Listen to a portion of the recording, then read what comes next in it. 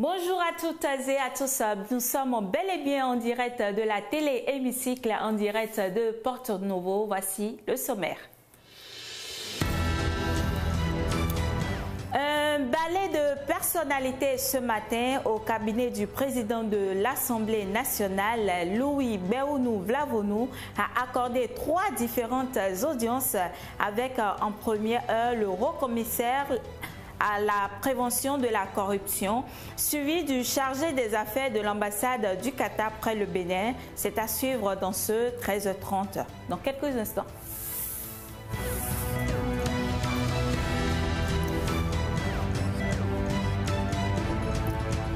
N'Djamena était la semaine dernière au cœur d'un événement très important. Il s'agit d'un événement parlementaire africain, la 42e session du comité exécutif de la 83e conférence de l'Union interparlementaire des députés béninois. Ils étaient. On revient dans ce journal dans les temps forts de cet événement. Et le Sénat ivoirien a repris de service avec la rentrée sénatoriale. D'importants dossiers sont au rôle et l'institution entend jouer sa partition avec l'examen de plusieurs tests. Vous suivrez le point de la cérémonie d'ouverture de la session dans ce 13h30.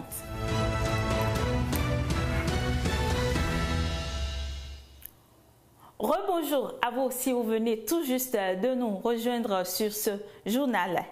3 différentes personnalités ont été reçues tour après tour au cabinet du président de l'Assemblée nationale du Bénin, Louis Béounou Vlavonou. Il a reçu dans un premier temps le haut-commissaire de la prévention de la corruption. Ensuite, ce dernier a reçu le chargé des affaires à l'ambassade du Qatar près le Bénin.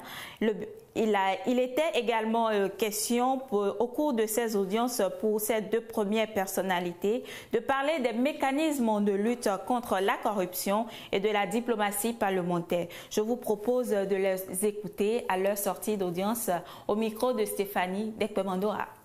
Nous sortons d'une audience très riche puisque nous avions abordé avec le président de l'Assemblée nationale les préoccupations ou plus précisément la mission qui a été confiée au Haut-Commissariat en ce qui concerne la prévention. Prévention sur laquelle l'accent doit être mis pour éradiquer la corruption dans notre pays. Nous avions vu avec le président de l'Assemblée nationale que ici à l'Assemblée nationale, nous avons les honorables députés qui votent les lois et qui doivent être des références sur le plan national, puisqu'ils sont les représentants de la nation. Nous avions demandé au président de l'Assemblée nationale, à travers ce que le Haut-Commissariat entend faire, la rédaction des manuels, qu'on nous permette aussi de voir avec les honorables, avec le président bien entendu, comment instituer un code d'éthique, si vous préférez un code de déontologie, pour que les honorables puissent profiter, connaître, je dirais, ce qui les attend en ce qui concerne la probité, l'éthique, pour ne citer que, et la dignité même, je dirais, puisque quand on est les représentants de la nation, l'on doit être une personne exemplaire. Nous sommes ici au Parlement, cette grande meuble, cette importante institution, pour renforcer la coopération entre le Qatar et le Bénin. Également, nous avons abordé le développement que nous voyons sur le terrain, et pour remercier et féliciter son Excellence, Monsieur le Président.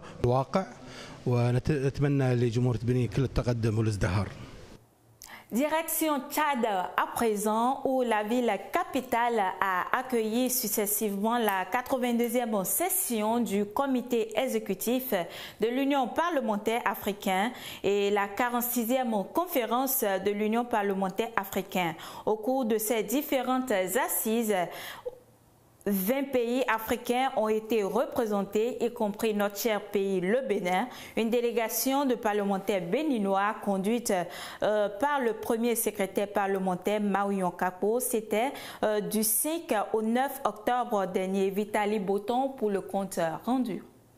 Palais de la démocratie de la République du Tchad. C'est le cadre de convergence identifié par les parlementaires des 41 pays membres de l'Union parlementaire africaine pour abriter la 82e session du comité exécutif et la 46e conférence de leur organisation. À l'appel, 21 pays, dont le Bénin, ont répondu présent à N'Djamena. La délégation béninoise composée des députés Edmond Agua, Sani Innocent Sabio, Eugénie Kouana et Chantal Adjovi est conduite par le premier secrétaire parlementaire Kako Maounion. Les discussions portent sur des thèmes majeurs pour le développement économique et social de l'Afrique dans l'optique de l'amélioration du bien-être des populations du continent. En ce qui concerne l'ordre du jour de la 46e conférence, nous avons décidé, lors de notre dernière réunion à Abidjan, que nous allions examiner deux choses. En l'occurrence, faire en sorte que nous atteignions, que nous relevions le défi de la paix, de la sécurité et de l'autonomisation des jeunes en Afrique. Et le développement économique des pays africains à travers le développement des ressources naturelles, la diversification de l'économie et l'industrialisation. Pendant 2 jours, les parlementaires se sont répartis en 2 commissions pour examiner en profondeur des questions stratégiques. La commission politique a abordé la paix et la sécurité avec une attention particulière sur l'implication et l'autonomisation de la jeunesse. Pour la circonstance, le Bénin s'est particulièrement distingué par une brillante intervention de son chef de délégation. Avec l'enseignement technique, nous allons bien entendu vers l'industrialisation. Avec la formation professionnelle, nous allons donc vers l'obtention d'un métier. Et c'est ce métier-là qui va empêcher les enfants, les jeunes, d'aller vers les groupes armés. C'est pour cela que je suggère qu'au niveau des résolutions, que la première des résolutions porte plutôt sur l'éducation et que l'éducation soit promue réellement au niveau de nos États et ensuite l'enseignement technique et la formation professionnelle soient privilégiés. Je propose alors à ce niveau-là que notre union parlementaire, que cette union puisse proposer la création d'un fonds de développement à l'enseignement technique et la formation professionnelle. Dans la commission économique et du développement durable, l'honorable Sani Innocent Sabio a représenté le Bénin dans les échanges sur la valorisation des ressources naturelles, la diversification économique et l'industrialisation, autant de leviers pour l'avenir économique de l'Afrique. Il faut faire la promotion de l'agriculture, de la culture, du tourisme, faire la promotion des PME, des petites et moyennes entreprises, faire en sorte de renforcer le partenariat public et privé, promouvoir l'intégration sous-régionale pour diversifier les investissements et acquérir de nouveaux marchés pour le bien-être de nos populations et pour renforcer la coopération interétatique qui va permettre effectivement le bon développement de notre continent africain. L'inclusion et l'égalité des sexes étant des priorités de l'Union parlementaire africaine, le comité des femmes parlementaires a également tenu une réunion en marge des travaux. Lors de cette session, l'honorable Eugénie Kouana a souligné le rôle central des femmes dans la consolidation de la paix et le développement durable du continent. Notre capacité à prévenir les conflits, à promouvoir le dialogue inclusif et à construire les ponts entre les peuples, faire de nous des acteurs clés dans la consolidation de la paix. Ensemble, nous devons renforcer notre foi et nos actions pour faire face aux défis qui menacent notre continent.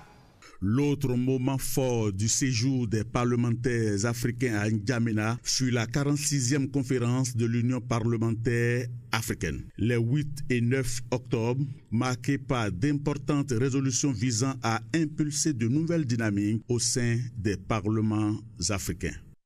1. Mettre en œuvre des mesures pour soutenir la femme africaine dans son rôle de promotion de la paix, de la sécurité et du développement. 2. Investir dans l'éducation des filles et l'autonomisation économique. Les gouvernements africains doivent continuer à investir dans l'éducation des filles, en particulier dans les zones rurales, pour leur permettre de développer les compétences nécessaires pour participer pleinement à l'économie. Après 6 jours de travaux intensifs, d'échanges enrichissants et parfois de divergences constructives, les délégations repartent avec la ferme conviction d'avoir contribué à faire avancer les grandes causes du continent. C'est avec fierté que notre pays, avec ses propositions, ses interventions, a préparé à cette importante session et conférence de l'Union parlementaire africaine. Les parlementaires africains se sont quittés dans un esprit de solidarité, conscients des défis qui les attendent. Ils se retrouveront très prochainement en République démocratique du Congo pour la 84e session du comité exécutif et de la 47e conférence des présidents d'assemblée de l'Union parlementaire africaine. 2 rendez-vous décisifs pour continuer à renforcer la coopération interparlementaire et à relever les enjeux communs du continent.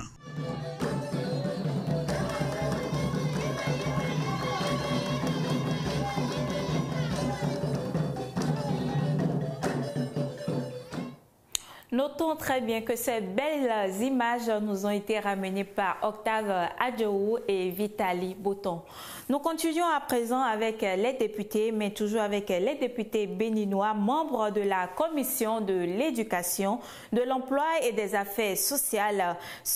Ils sont descendus sur le terrain depuis ce lundi dans le but de toucher du doigt les réalités liées aux classes sportives et culturelles dans le pays. Une tournée qui se déroule sur l'ensemble du territoire national. Voici le reportage des étapes de l'Ouémé, du Plateau et du Zou avec Franck Chidi et Pascal Zomon.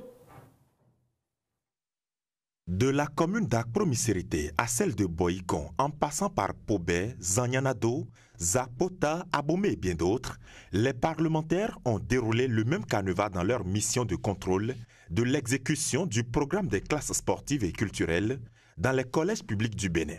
Dans les établissements parcourus, ces députés ont rencontré les différents acteurs impliqués dans le processus d'encadrement des élèves, à savoir les encadrants sportifs et ceux culturels, les chefs des établissements scolaires et les parents d'élèves. La troisième mission, c'est celle du contrôle de l'action gouvernementale. Des moments d'échange directs qui ont permis à ces représentants du peuple de maîtriser les mécanismes et paramètres entrant dans le cadre de cette réforme du gouvernement du président Patrice Talon, mise en œuvre depuis quelques années. Le débat est convivial et nous avons pu leur poser nos problèmes que nous avons, ce qu'on peut dire qui entrave un peu l'évolution, mais la parfaite réussite de ces classes-là. Et je pense qu'ils ont pris note et nous ont rassuré que quelque chose se fera à la longue. Ensemble, nous avions eu à faire des détails, tout ce que nous sommes en train de faire dès le démarrage de ce projet, l'impact positif que ça a sur ces enfants-là, l'évolution du projet et quelques recommandations pour que le gouvernement puisse savoir où en sommes-nous précisément par rapport à ce projet. D'abord, nous avions eu à parler que dès le début, ce n'était pas facile facile pour les apprenants. Les apprenants ne savent pas ce qu'on appelle culture. Nos cultures sont en voie de disparition. On ne sait pas quelle danse existe, notre aire culturelle. Les enfants ne connaissent rien de tout ça là. Les parents aussi sont réticents par rapport à cela. Ils ne maîtrisent rien de notre culture. Ils ont voulu qu'on puisse leur parler du programme, comment est-ce que nous apprécions. Ils ont voulu également que nous parlions également du comportement des bénéficiaires, les acquis, les résultats obtenus par rapport à ce programme. Ils ont voulu savoir quelques difficultés liées à la mise en œuvre du programme, surtout pour ce qui concerne la cheville ouvrière que nous constituons pour ce programme. Et ils nous ont demandé également de faire quelques recommandations. À travers les descentes de cette nature sur le terrain, les députés entretiennent le contact avec leurs mandants qu'ils représentent à l'hémicycle, en s'assurant que les réformes mises en place par le gouvernement répondent effectivement à leurs attentes. Nous avons constaté un réel enthousiasme. Nous avons été agréablement surpris de la perception, de l'accueil que les uns et les autres ont de cette initiative. Vous savez que les classes culturelles et sportives ont permis de mettre dans le secteur de l'emploi plus de 800 encadreurs. Première chose. Deuxième chose, vous savez que cette initiative occupe les enfants les mercredis soirs et les vendredis soirs, ce qui corrige un tant soit peu les déperditions. Et chacun des acteurs nous a dit, ces enfants qui bénéficient de cette initiative sont en général plus concentrés, en général meilleurs travailleurs que les autres. Il y a eu de belles histoires, des success stories que nous avons vues ici et là. Former les apprenants à des activités para-académiques en culture et en sport est une passion pour ces différents acteurs recrutés à cette fin. L'exprimer aux députés venus les écouter est une aubaine à eux offerte. Il ne manque pas de le souligner. Depuis que nous avons reçu ce courrier-là, on s'est dit, ça veut dire que les représentants à l'Assemblée tiennent vraiment à cœur ce projet du gouvernement qui en réalité a déjà d'impact positif sur le milieu scolaire. Nous sommes honorés. Je suis très content au nom des collègues béninois, encadrants sportifs béninois. Je voudrais vraiment dire qu'il faut vraiment de ces visites-là pour nous doper le moral. Et quand les échanges se font souvent très sérieux et laborieux entre les parlementaires et leurs auditeurs, ils se font aussi parfois colorer en divertissement jusqu'aux clameurs.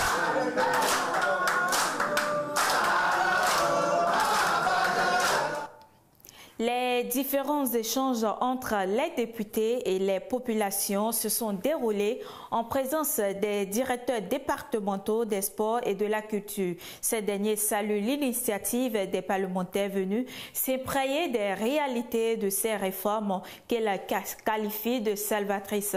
Je vous propose d'écouter toujours Franck Tchidi pour le compte rendu.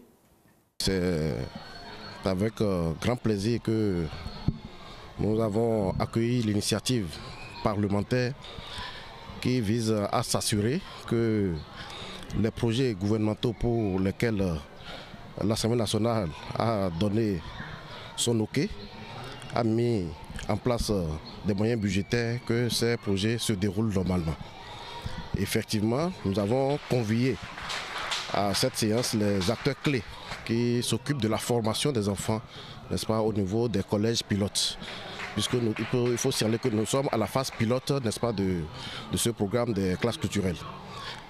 Au niveau de ce programme, nous avons dans le département du Plateau 5 collèges pilotes qui s'occupent de la mise en œuvre du programme.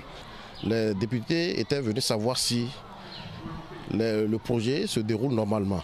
Et pour qu'ils aient les réponses adéquates, j'allais dire, il fallait que les acteurs eux-mêmes, n'est-ce pas, se prononcent. Ce que les encadreurs qui ont été retenus ont fait. Je voudrais notifier qu'il y a des encadreurs qui ont été recrutés et formés pour la cause. C'est des artistes. Mais pour l'heure, je crois qu'il n'y a pas de grande préoccupation à suivre, n'est-ce pas, l'exposé que les encadreurs eux-mêmes ont fait. Il n'y a pas eu de grande préoccupation.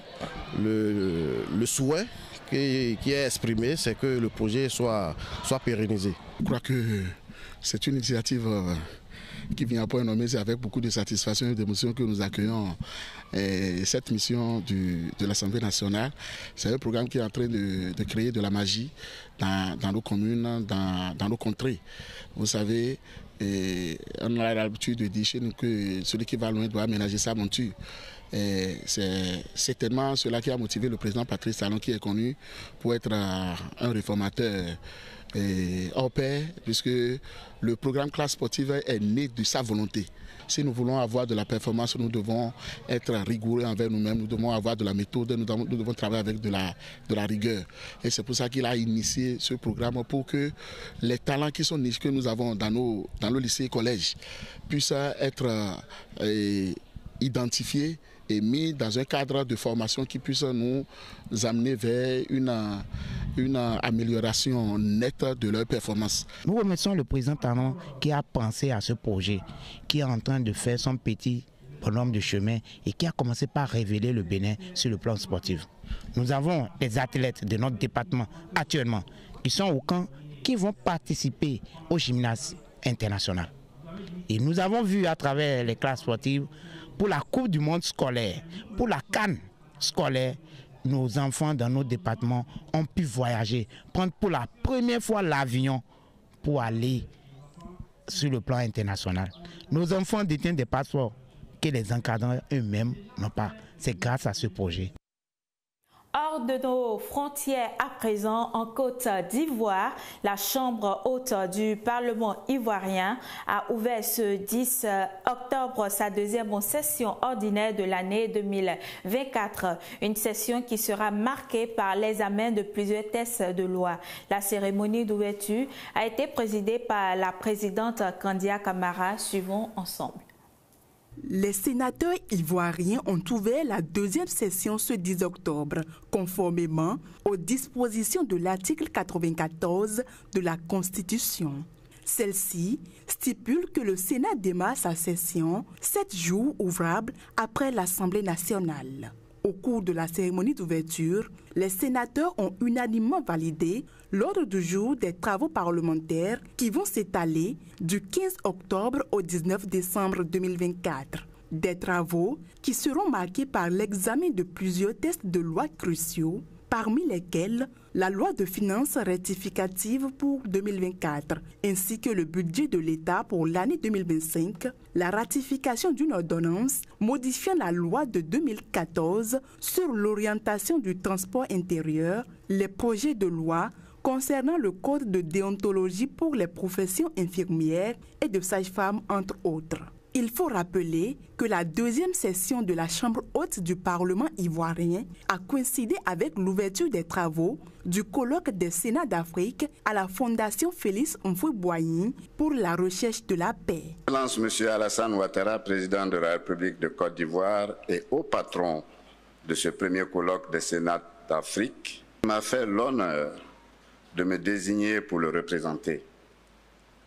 En son nom, je vous souhaite la bienvenue à Yamoussoukro, terre natale du père fondateur de la Côte d'Ivoire moderne, le président Félix Houphouët-Boigny. Un colloque qui marque une étape importante dans le renforcement de la coopération entre les chambres hautes du continent. Kandia Camara, la présidente de la Chambre haute du Parlement ivoirien, a mis l'accent sur l'importance des échanges réguliers entre ces institutions parlementaires afin de promouvoir des pratiques adaptées aux réalités africaines. Une série d'engagements que ces parlementaires devraient honorer 7 jours avant la fin de la deuxième session ordinaire de l'Assemblée nationale. La guerre à Gaza et au Liban préoccupe les parlementaires européens.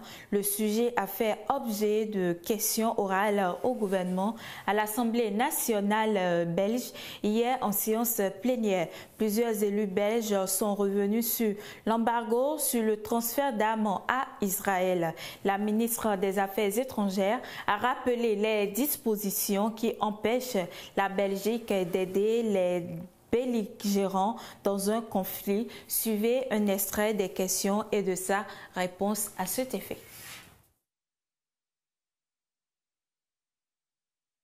Il y a donc un soutien de plus en plus important pour introduire un embargo militaire contre Israël. Cela a été soutenu par le président français Macron.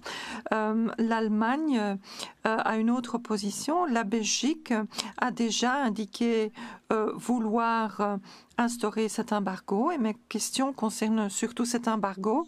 Comment est-ce que la Belgique va se positionner pendant le sommet européen sur cet embargo? Êtes-vous disposé à augmenter la pression sur les partenaires européens? Vous partagez l'analyse selon laquelle ce qui se passe aujourd'hui au nord de Gaza constitue un nettoyage ethnique, voire un génocide. Sinon, pourquoi?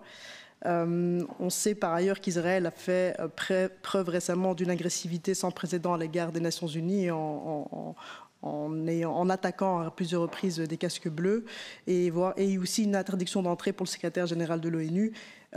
Quelles mesures avez-vous prises pour mettre fin à ces attaques? Et puis, quel est votre positionnement, vous, par rapport à ces attaques contre les Nations Unies qui menacent gravement l'ordre international et les fondements même du droit humanitaire? Beaucoup d'entre vous ont parlé de l'embargo sur les armes. Cette question revient régulièrement. J'y ai répondu à plusieurs reprises, mais je tiens encore une fois à mettre les points sur les i. Nous avons pris, au niveau de la Belgique, des dispositions déjà en 2009 et qui ont été rappelées et re-signées en 2016, qui visent à ne jamais contribuer à armer une partie à un conflit, quel qu'il soit. Et donc, cette disposition interdit la Belgique d'armer une partie à un conflit. Cela relève de la compétence des régions. Je tiens une nouvelle fois à le rappeler. L'année dernière, il y a eu un débat suite à des découvertes qui auraient été faites par, je pense, les médias, si je ne m'abuse, le transit d'armes qui passerait par l'aéroport de Liège, si je ne m'abuse. Et des dispositions ont été prises par le gouvernement sous Elio Di Rupo à ce moment-là pour éviter tout transit d'armes sur notre territoire. Donc, c'est de la compétence des régions, mais j'imagine, je suis quasi sûre, il faut leur demander, parce que le débat ne doit pas se mener ici, mais bien au niveau régional, que toutes les dispositions ont été prises. Mesdames et messieurs, c'est la fin de cette session d'information. Merci à l'équipe de réalisation. Merci à vous et de toujours préférer la télé Hémicycle, informer le peuple.